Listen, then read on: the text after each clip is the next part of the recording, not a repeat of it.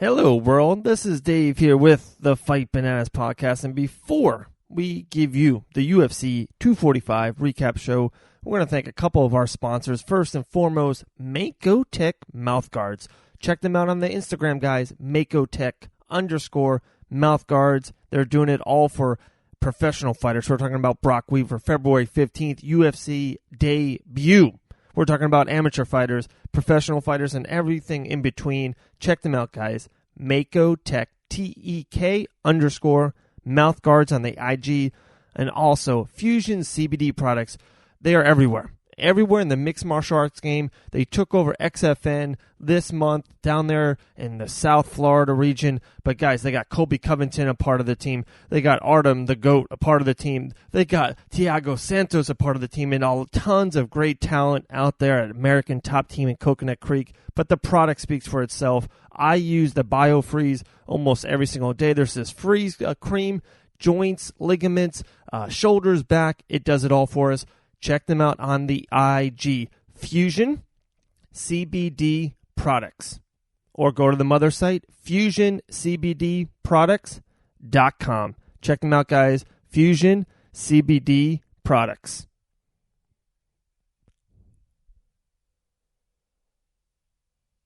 Hey, what's up, guys? It's Dave here.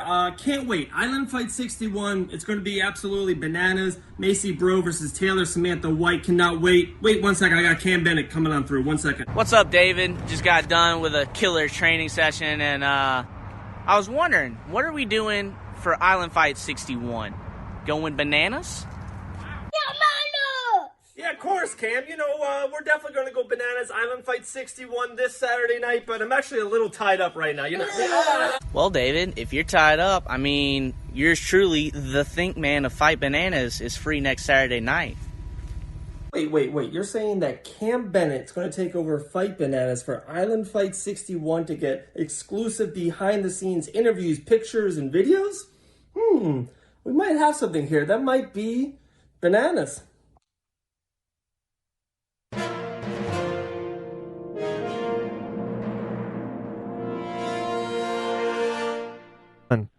All right, guys, here we go. We are recapping one of the most insane fight cards in the history of the UFC. It was like it before the night, and it lived up past it. The hype was real.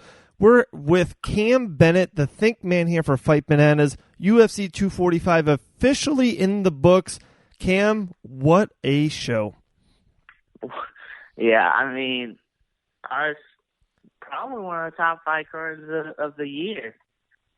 I mean, like, I don't know. I don't think there's anyone that beat that one. I got to think about it. And what I usually do, Cam, is like on these big shows, I get a piece of paper and a pen. I just start writing down notes, weight classes, ideas, moments of the card. And I started like putting down all this, and I got 49 notes. But when the main events are that good, and especially this bitter rival in the welterweight division, Usman versus Covington, all the hatred, all the rivalry, and then it just goes 5 rounds. These guys are wrestlers. They're known for grinding and pace and control, and they're like, no, we're going to punch each other in the jaw for 24 minutes. It was insane. There's nowhere really to start other than that main event.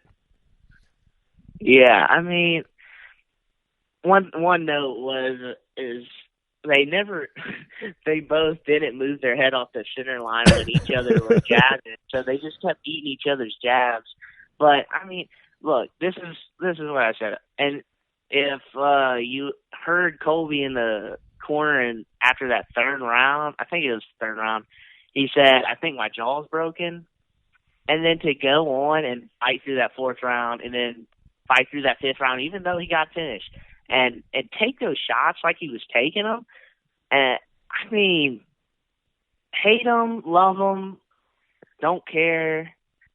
Just a heck of a performance, even in a loss. Like, I was just utterly impressed. I know Colby's good. I just don't like his act. I feel like he's a genuine person, probably outside of his whole act he puts on for the show. But right. Just a awesome performance by him, and even just a clutch moment for Usman right there, taking it out of the hands of the judges. Because I'm gonna be honest, I don't know who was winning the fight. It was pretty even. It could have been 2-2, as Joe and DC and all of them were saying. But to not let it go there and leave it up to them and just close the show at the very end was phenomenal. Yeah, no, I love it. I thought it was exactly 2-2, and I will actually kind of bring up that moment in a second. But I love kind of grabbing these facts out of thin air in a way. There's 3 fighters, actually. Now there's 4 fighters in the history of the fight game, Cam. In the 27 years of the UFC, of Chucks and Tito's and GSPs and Matt Hughes and Brock Lesnar's, right? The greatest fighters in the world. There's 4 fighters that's ever started 11-0. Royce Gracie, Khabib Nurmagomedov, Anderson Silva, and now Kamaru Usman. Like, isn't that just insane? Isn't that just bananas? Yeah, that's Connor, Max, top line to be in. Yeah, that's a Mount Rushmore. That's crazy. And I just gotta say that fight left an impression on me. I mean, I would like to see. I'd like to see that fight again. Maybe not the next one, obviously. I think Colby needs to win one, but to see that fight again would be. I mean, that'd be awesome. It would sell pretty well too.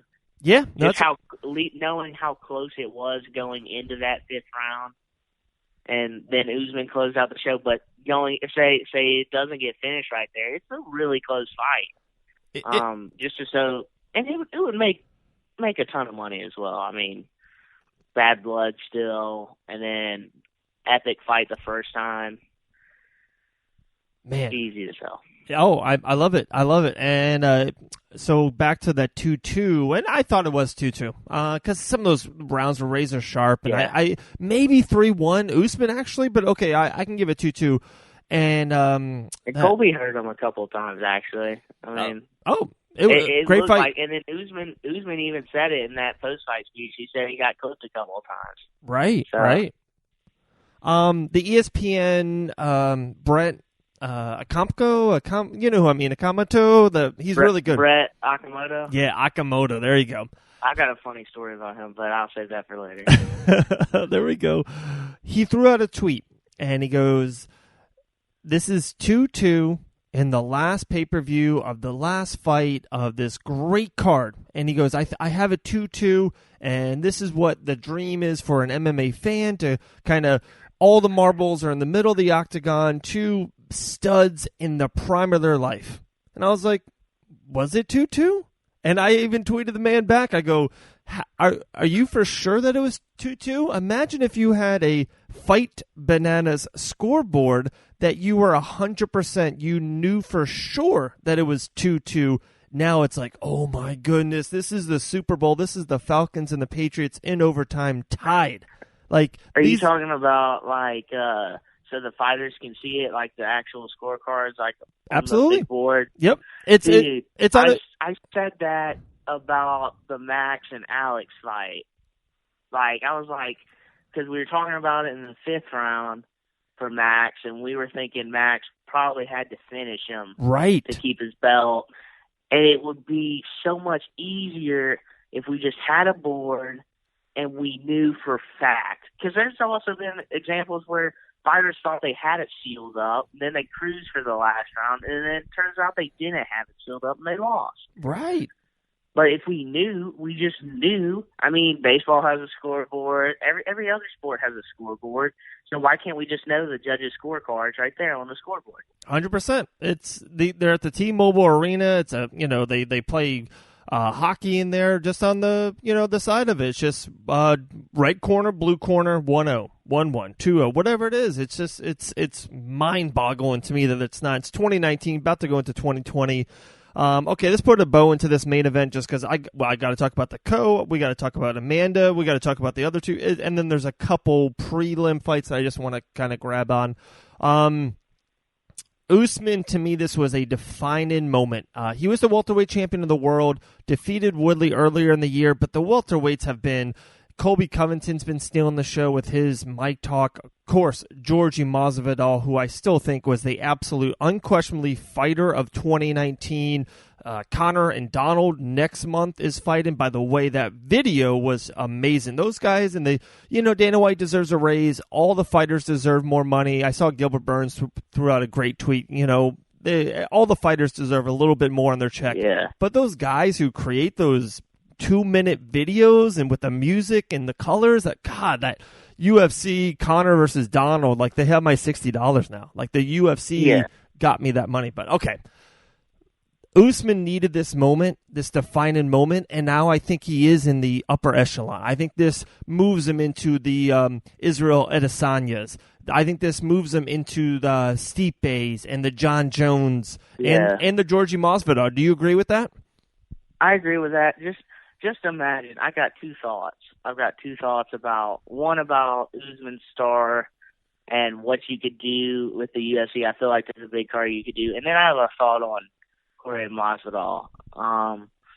I think you could do a epic card. Just imagine a card in Africa. You break ground in Africa, UFC Africa, somewhere. I don't know where you put it, but now you have all these stars.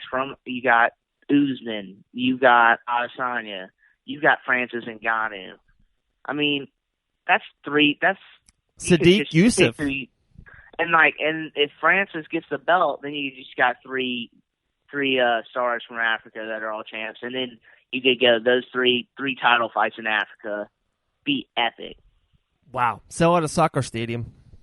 Yeah, it'd be amazing. And then also, I mean, with Usman winning, either way, if Usman would have won or if Colby would have won, just the man to be right now is Masvidal. You got the pick. You're the man. Even though Usman is the champ, he's the champ of the division. Masvidal is in the driver's seat just because it's that knockout of Askren. He's got that moment over everybody. That puts all the eyes on him, and then he fights for the BMF title. But now you get your choice. You get, do I want to fight Usman for the welterweight title and have that fight? Do I want to fight possibly the winner of Conor? If Conor gets the job done, that's a huge money fight right there. That's gonna make tons of money. Right. That would be, I think, probably the biggest pay-per-view of all time in combat sports. Or you got Nick Diaz waiting in the wings saying he wants to fight you because you're talking about baptizing his little brother. So those three, like, it's your choice. Right. And you get to choose.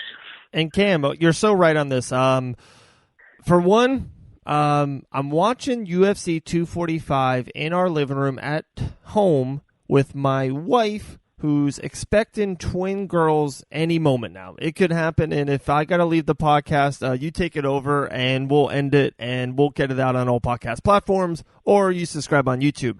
But my point is, I'm usually out. I actually could have been at this event at UFC 245 in Las Vegas. That would have been wild. It's happening. It's going to be bananas in 2020. But anyway, so I'm out here watching it with my wife.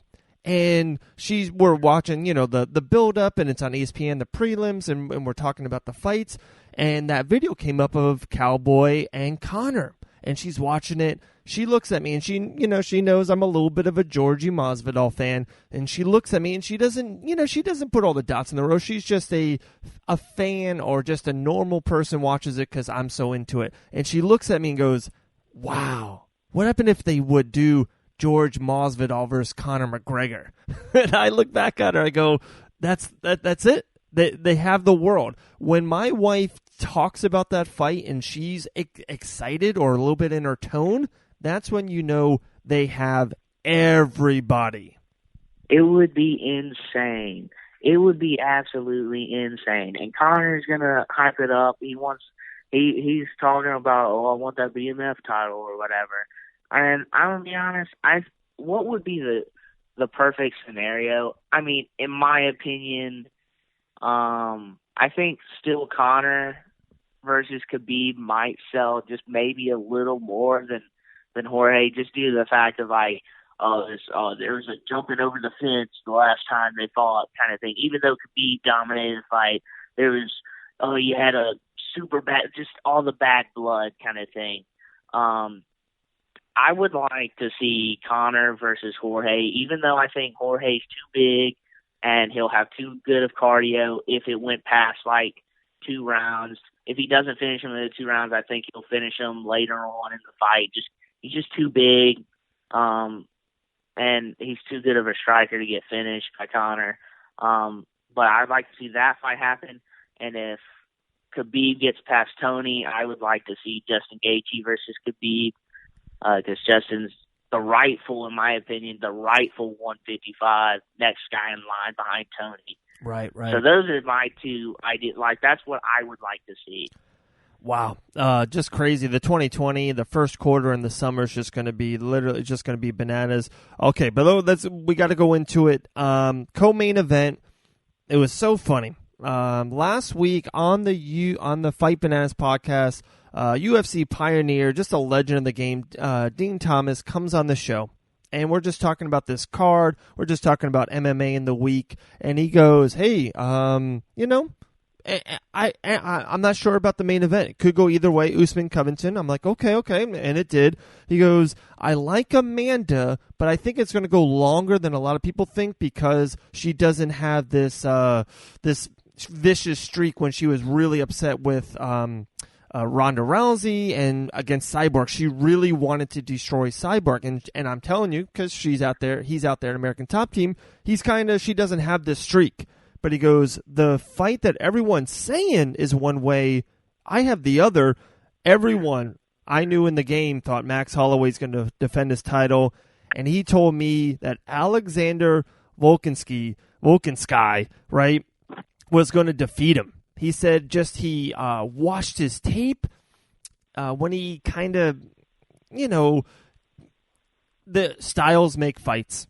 And he said Alexander the Great is going to take it to Max.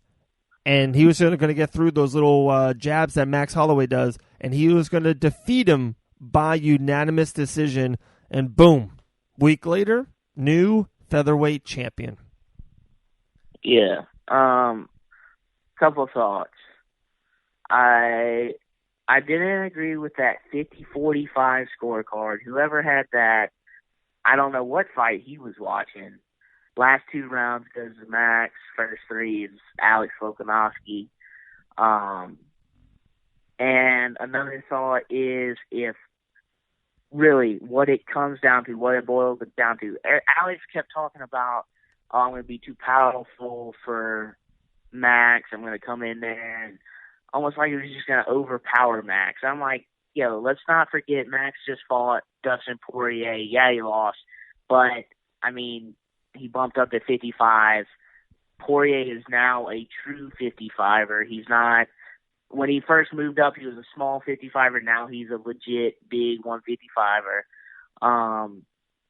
But if Max addressed the leg kicks right at the beginning of the fight, I think it's a totally different fight.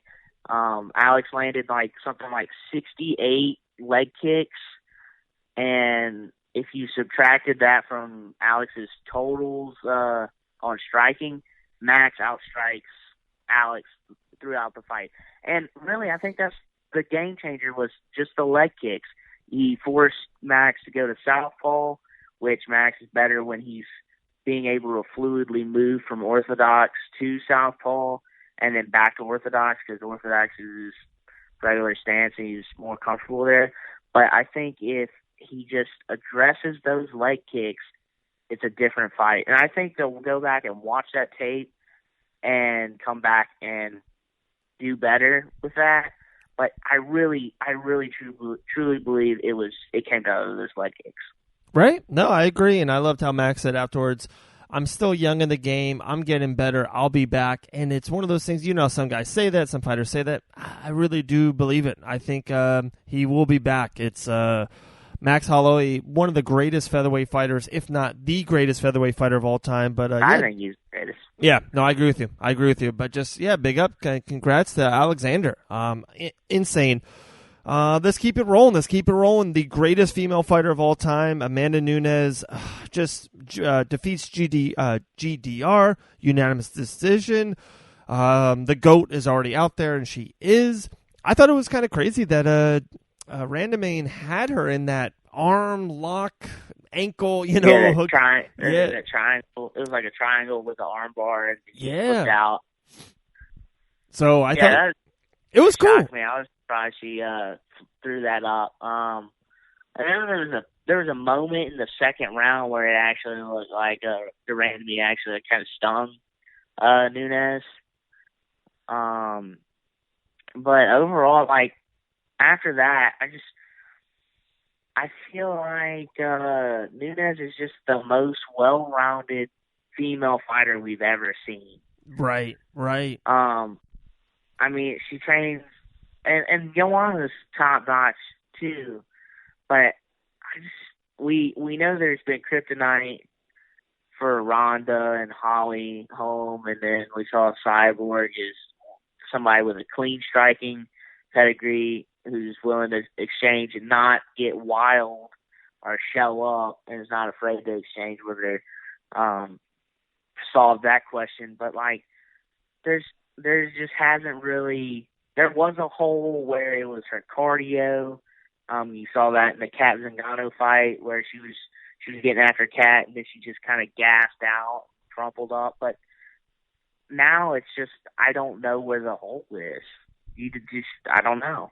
No, there's definitely no hole. There's definitely not. Yeah, I don't. It's if you were game playing and I don't know what you would. I don't know. She just brings something to the female division that just none of the other females really have. She just the striking, the speed, the power, the coaching, the technique. She's the greatest female fighter ever to do it, and she's just in her prime, and no one's going to stop her until she doesn't want to anymore, until she is just out of her prime. I think it's going to be she's either going to retire with the belts, or it's just going to be, I think she just fell out of her prime at some point, and somebody just younger in their prime takes it from her. But, like, if that doesn't happen, I think she could retire with the belts. Wow. I'm going to kind of go through 3-4 fights. If something really jumps at you, jump at me. And then I really had to. I'm going all in with Petr Yan. So he's kind of my closing point. Oh my god, dude. Marlon Morales defeated Jose. I thought Aldo looked great. I thought Aldo won. Okay. I mean, I'm not. It's not a fight where I was like no robbery. No robbery. Like it was really close, but I was shocked that Aldo looked that good at 135. I thought it was going to be a TJ Dillashaw situation, like how he cut down to 25, and it was just too low. No, you're right, and it is what it is. I'm an American Top Team guy. I'm a Marlon guy. I'm in a weird way, Aldo's one of the like all-time greats that I just never got really connected to. But yeah, I agree with you. I kind of had, if I was a judge, and I just had to pick who I thought won the fight. I think Aldo did win, so I agree with you on that. How about Jeff, Hands of Stone, Neal, first round knockout of TKO of our guy, Mike Platinum Perry, Orlando-based. Just wow. Neal is a rising star in 2020. He's definitely a guy you got to keep an eye on. That was the first fight I got to see on tonight's card. Yeah. I was busy with an event, helping out with an event, and I was like, man, this is going to be a dog fight. That's what I thought. I thought it was going to be just a scrap.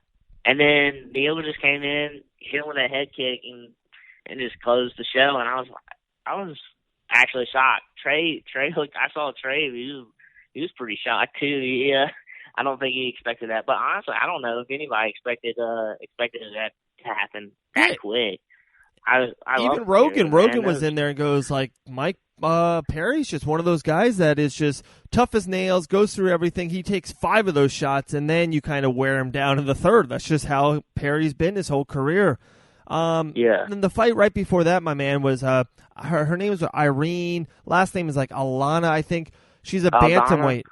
and she had this sick left hook. Oh, my goodness. One of the... I thought she won by knockout. Yeah, it was so sick. It was just a beautiful left hook. She's a bantamweight. She was around the number 10 spot. Boom, she's like already now top 5, and I think she will fight Amanda Nunes maybe towards the end of 2020. The last fight on the prelims we'll get into, just because he's a Fight Bananas 2-time member on the podcast, Island Fights veteran, Chase Hooper. His featherweight debut, one of the youngest fighters in the history of the UFC. Used to be the Teenage Dream. Now he's just called The Dream. First round TKO. Just awesome. Just a big up congrats to Chase Hooper. Yeah, man, he's the man. Been on the show a couple of times. Big fans of his, and his future is ultra, ultra bright. But okay, if we can close it, this is just, to me, he almost had a Georgie Masvidal kind of a night. And I know we keep on bringing him up, but he is the fighter of 2019, and he's like the mascot of the Fight Bananas podcast. But Petr Yan, the fighting Masvidal, the fighting Masvidal. I love. Changed from Fight Bananas to fighting Masvidal. Gosh, don't tempt me, Cam. Don't tempt me. Petr Yan versus Uriah Faber. So really good fight. God. Loved it. We'll get into the fight. The Russian killing machine. The Russian killing machine. I love it. I coined it as he is the best featherweight on this planet. But let me talk to afterwards. I sent you the video. He gets into it behind the scenes in the backstage with Cody Cody Garbrandt, and it's like, whoa, this is almost like a Masvidal versus Leon Edwards. He knocked out Till, and then he had like two can in the soda. It was like 2 pieces in the soda. It just seems like Petr Yan became a star tonight. I think Cody's poking his nose in something he don't want to deal with. I'm gonna be honest. He might think he wants it, but I don't think he wants. He shouldn't want it. That's a tough man. Yeah, his boxing is top 3 in the game right now. Top 3 in the UFC. Yeah, and his wrestling skills too. Like if you watched him fight Jimmy Rivera, like he stuffed all of Rivera's shots. Like, I mean, he's so well rounded. That's what I've noticed about him. His boxing is what he's the best at. And he's gonna hurt you with his hands, but he's good everywhere. He's just well rounded. And when they first paired up him and Uriah, I was like, I love Uriah, but I think Uriah's just kind of past. Obviously, he's past prime. He's like 40 years old? Yeah, 40 on the dot. Yeah, 40 years old. You got this young guy, Petr Yan. I've watched Petr Yan's. I think I've watched every fight he's had in the UFC. And I was like, dude, this is a horrible fight I don't know why they set it up. I don't know, but I just didn't think it was a good fight for Uriah at all. I didn't really think it was maybe it would just make Yan's star bigger because he's beating Uriah Faber, and that's the name, the California kid. Everybody knows that. But Yan is the future of the bantamweight division. Him and Corey Sandhagen, in my opinion, are the 2 top guys that we just got to watch. Like, those guys are going to take the bantamweight division to new heights. They're gonna be the future. Those are the young bloods, and they're superstars. Like, people might not know it now, but they will know it. Right. I just been told that Colby Covington is actually being transported to a hospital at this very moment. Just crazy. Wow. Yeah. Let me go back to I love him inside the cage. His demeanor. I think that's with everything I've been, Cam, I've been talking to so many fighters every single, literally almost every single day for this past couple of years. The most underrated part about the game.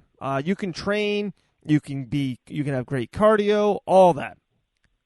It's mental. It's the demeanor. It's the grit. It's what you have behind the skull, in between those ears. And I think Yan has it. I really do. I just think he's an absolute stud, future champion for sure, especially with Cejudo. I think he smashes Cejudo if they ever fight.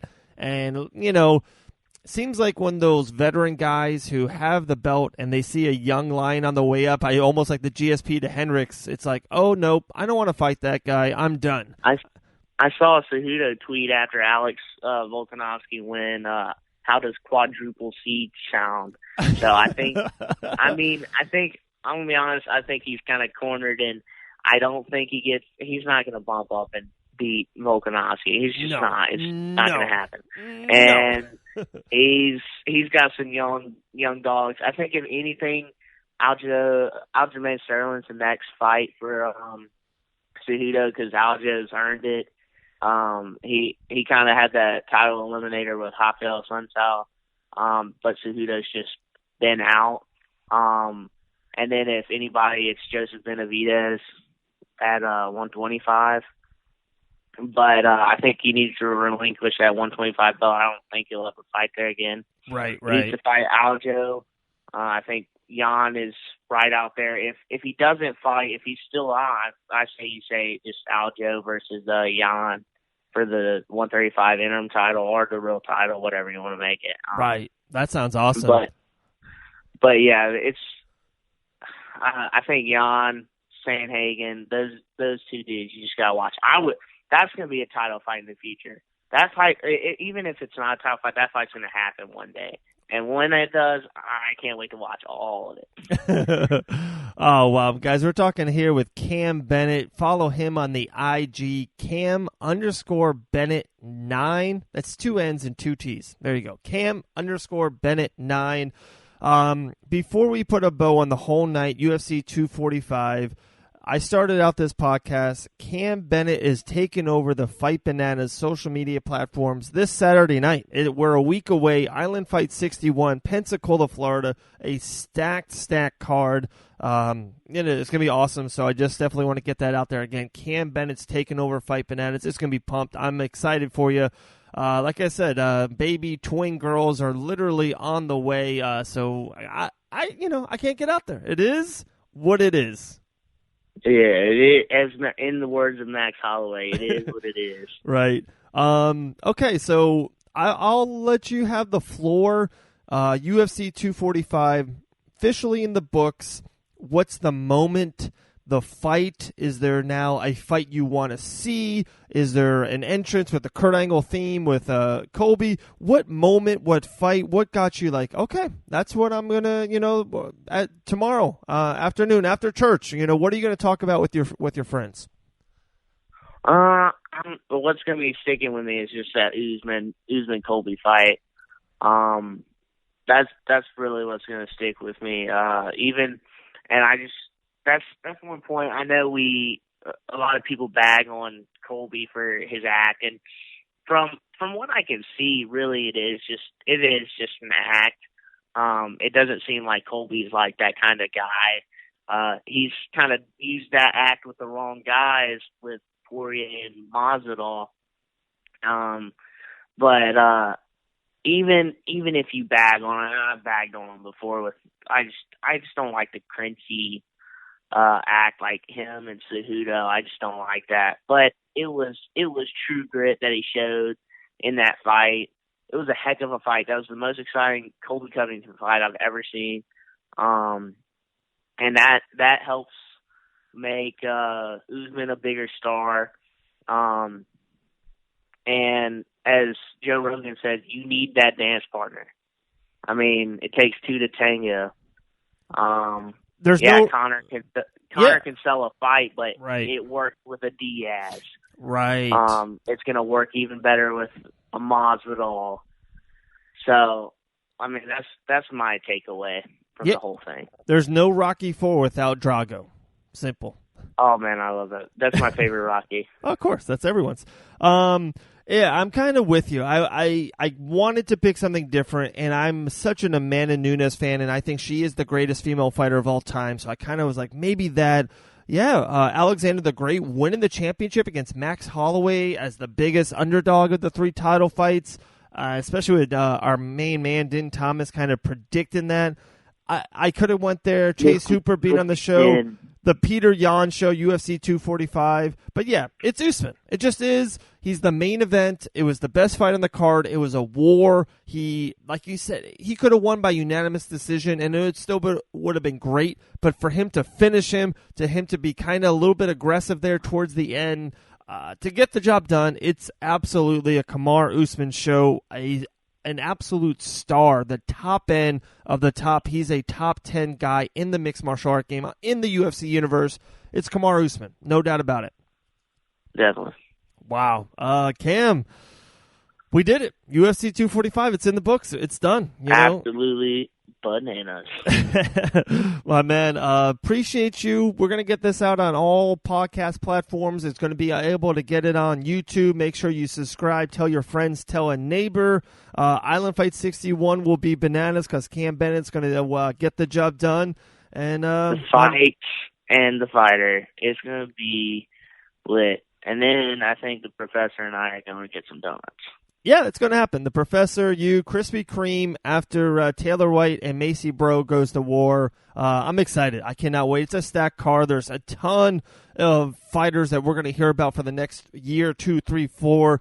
This is where they get it. They start here at Island Fights. Stars are being born. There you go. There you go.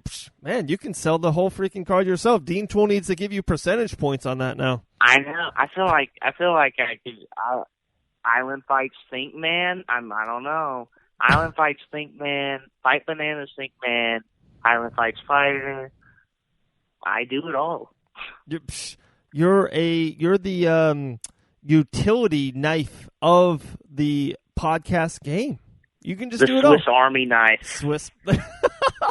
I'm the man of many names. Oh, I'm like Apollo Creed when he's coming out, and they have like 18 different nicknames for him when he's coming to fight Drago. Yep. You got Krispy Kreme, you got the Fake Man, you got the Swiss Army knife.